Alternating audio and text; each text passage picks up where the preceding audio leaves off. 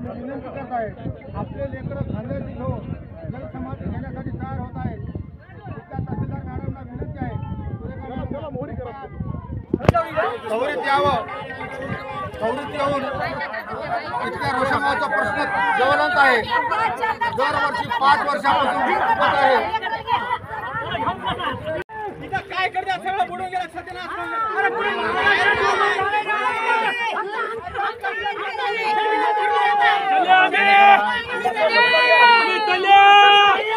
अरे नका रे जाऊ नका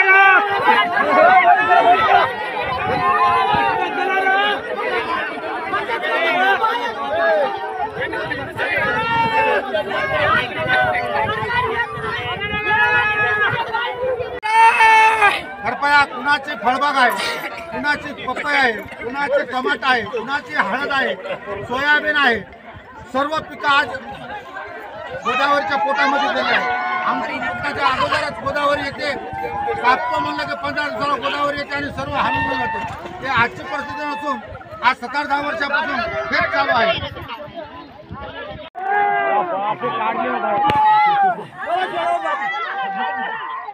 भारत का होता है महाराज काय पाणी पडलं नाही का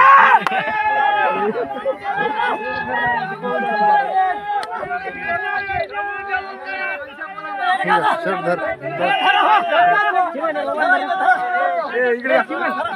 इकडे पाणी टाकून